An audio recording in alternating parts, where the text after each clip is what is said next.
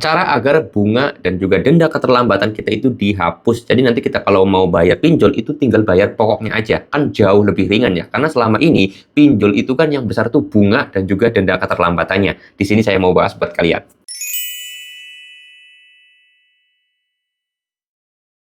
Assalamualaikum warahmatullahi wabarakatuh teman-teman semuanya. Pada kesempatan video kali ini saya ingin membahas tentang yang namanya cara agar bunga dan juga denda keterlambatan kita itu bisa dihapus atau dihilangkan.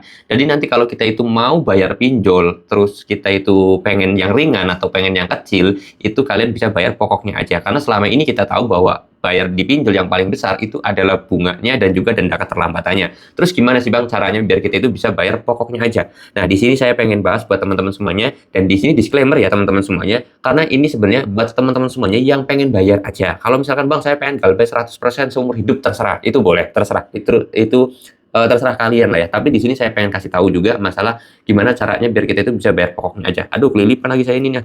Nah, intinya gini, santai ya pembahasannya, santai. Jadi karena kan kebanyakan orang kita nggak tahu nih ke depannya kita itu mau ngambil KPR, mau ngambil mobil kredit atau mau ambil motor kredit gitu kan, kita nggak tahu. Karena biar bagaimanapun ya ke depannya kita bisa saja butuh untuk modal usaha, ngajuin uang ke bank dan yang lain sebagainya. Kalau hanya gara-gara pinjol hutang kita 5 juta, terus kemudian kita mau minjem duit di bank 100 juta, nggak bisa hanya karena 5 juta ini, kan sayang gitu loh. Seperti itu ya. Nah, di sini saya mau bahas. Jadi sebenarnya penghapusan bunga dan juga denda keterlambatan itu sangat bisa dilakukan ya teman-teman semuanya dengan cara menego kepada pihak pinjolnya. Tetapi cara ini dilakukan setelah kalian itu sudah cukup lumayan lama galbay pinjolnya. Contoh misalkan kalian itu galbay pinjol di atas 6 bulan. Maka biasanya, bukan biasanya sih, bisa jadi pinjol itu menawarkan diri untuk ke nasabahnya untuk membayar pokoknya aja. Atau kalau misalkan itu pun ada bunganya tapi bunganya kecil, diturunkan. Jadi misalkan kalian itu selama 6 bulan kan galbay ini, terus kemudian di total-total hutang, pokok, bunga dan juga denda keterlambatannya itu sampai 10 juta. Sedangkan hutang pokoknya itu cuma 5 juta. Nah, pinjol bisa menawarkan kamu boleh kok bayar 7 juta aja, 3 juta bunga dan juga dendanya dihapus, dapat potongan atau diskon. Itu pasti pernah ada penawaran seperti itu buat kalian yang pernah galbay di atas 6 bulan ke atas ya, bahkan sampai 1 tahun itu biasanya pinjol pernah menawarkan hal itu. Nah, ini bisa jadi momentum buat kalian buat nego. Saya mau bayar asalkan bayar pokoknya aja, nggak mau ada denda. Kan tadi kan ada 2 juta tuh dendanya.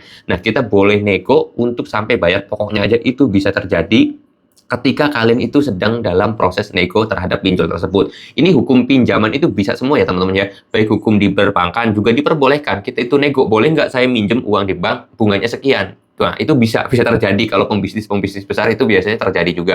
Begitupun juga di pinjol. Jadi ketika kita bunganya sudah terlalu besar, denda keterlambatannya sudah besar, nah, saran saya, kalian jangan menawarkan diri. Boleh nggak saya nego? Biarkan tunggu aja pinjol tersebut menawarkan ke kalian gitu. Atau kalian kalau udah galbay di atas 6 bulan, boleh-boleh aja sih sebenarnya kalau nawarin, saya mau bayar tapi bayar pokoknya aja. Boleh nggak? Ya, kemungkinan besar pinjol kalau kita yang menawarkan, mereka akan nolak. Tapi kalau dia yang menawarkan, itu kemungkinan besar di ACC. Kenapa? Karena pikirannya pinjol gini loh.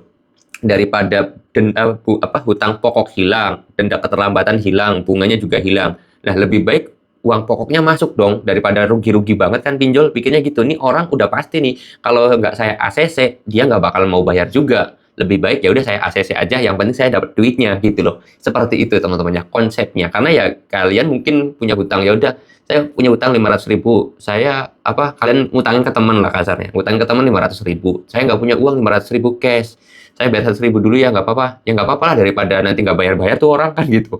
Konsepnya seperti itulah, gampangnya penjelasan sederhananya seperti itu teman-teman ya. Jadi kalau kalian mau menghapus bunga dan juga denda keterlambatan itu sangat bisa sekali, hingga kalian itu cuma bayar pokoknya aja, tergantung bagaimana kalian itu cara nego terhadap pinjol tersebut ya. Jadi pinter-pinter kalian aja nego terhadap pinjol tersebut atau customer service-nya itu bisa teman-teman. Oke, mudah-mudahan video ini bisa membahas atau menjawab buat pertanyaan teman-teman semuanya, karena banyak banget pengen bayar pinjol katanya tapi terlalu besar bunganya dan juga denda keterlambatannya terlalu besar. Caranya ya kalian bisa nego terhadap bunga dan juga denda tersebut. Oke, mudah-mudahan video ini bisa bermanfaat. Saya mau tutup dulu video ini dengan kata assalamualaikum warahmatullahi wabarakatuh.